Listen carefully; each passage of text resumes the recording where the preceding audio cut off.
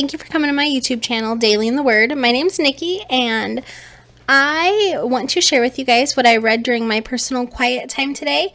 Today is January 3rd, 2018, and I read Genesis 8, 9, 10, and 11. All right, let's get started.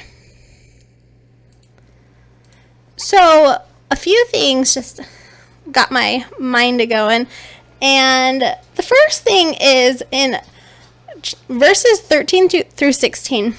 It's talking about how in the previous verses before that, Noah's been sending out the dove, and first it didn't.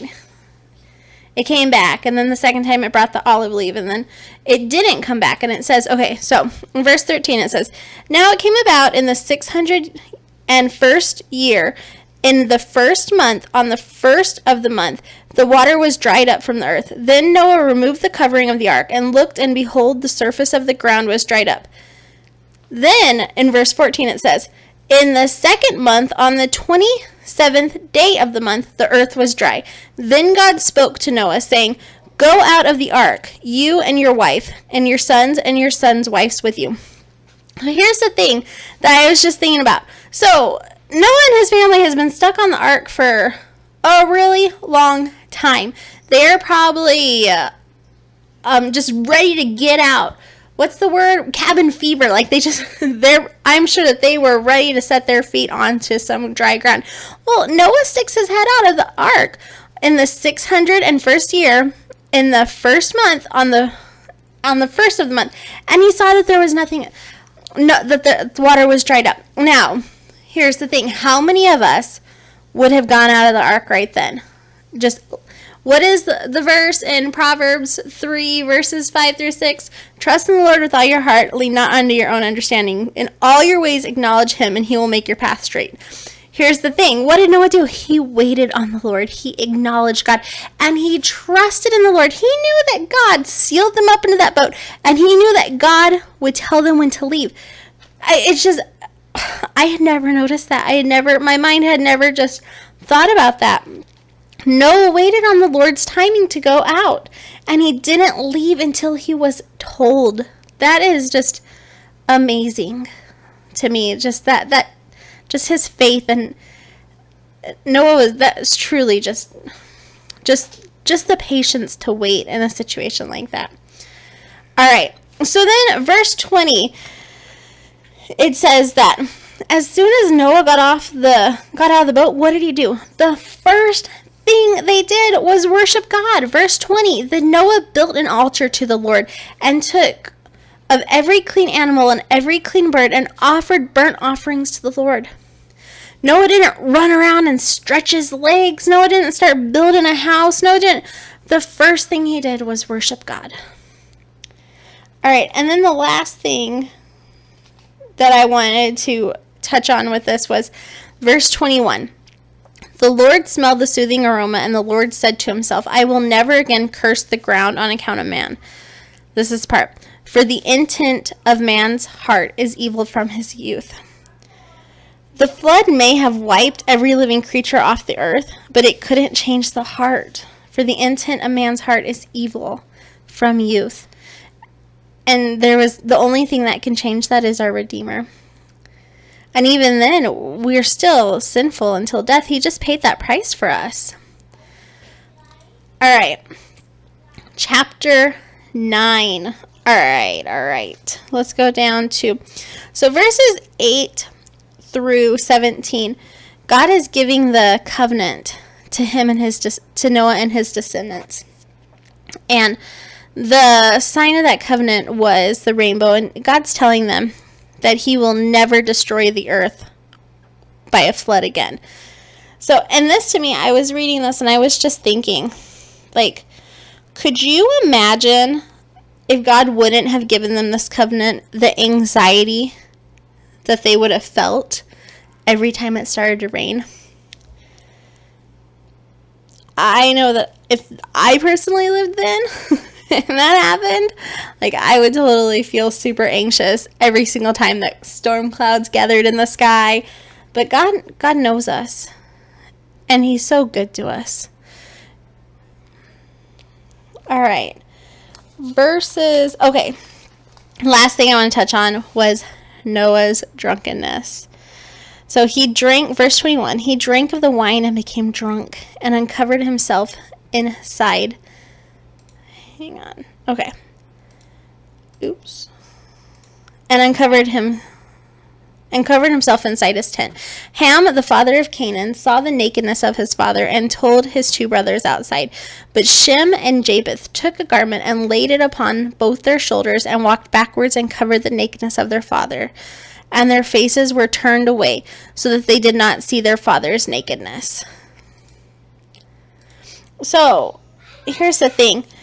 Ham should have seen the situation and covered his father out of love instead of gloating and gossiping about his father's sin. Shem and Japheth did what love does. They took care of their father. They didn't boast in it. They didn't say anything. They did what they needed to do. They covered him. So, unfortunately, Ham could have taken care of the situation without causing this upheaval. All right, so Genesis 10. We're just rolling through it today. So, obviously, Nimrod in Genesis 10.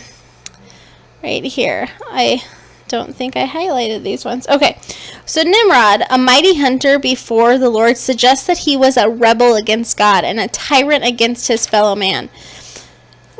So he probably just went around could just imagine. Another thing I have heard before and read that during this time, Nimrod's actually the first person that created idol worship and government. So I have no idea. I haven't really studied it, but I've heard that before in a sermon I listened to. I don't remember exactly where, but something that I probably want to look into more in the future and see. All right. And then I also have right here in verse 25 about Peleg. It says, "For in his days the earth was divided." So it's believed to represent that when people were dispersed. So this could possibly be the time of the Tower of Babel.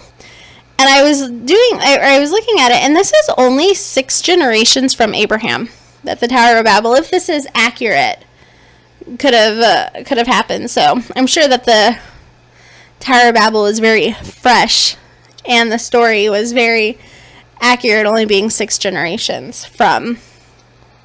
If that is when it happened. All right, and then chapter 11 for the day.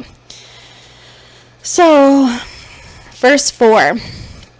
They said, "Come, let us build for ourselves a city and a tower whose top will reach into heaven, and let us make for ourselves a name. Otherwise, we will be scattered abroad over the face of the whole earth." All right.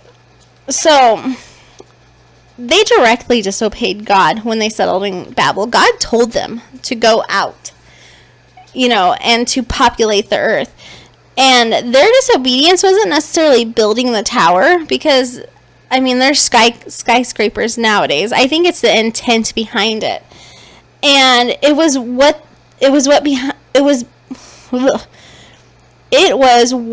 behind it in their hearts. "Let us make for ourselves a name," but truly only God can make a name great. And we see this with Abraham.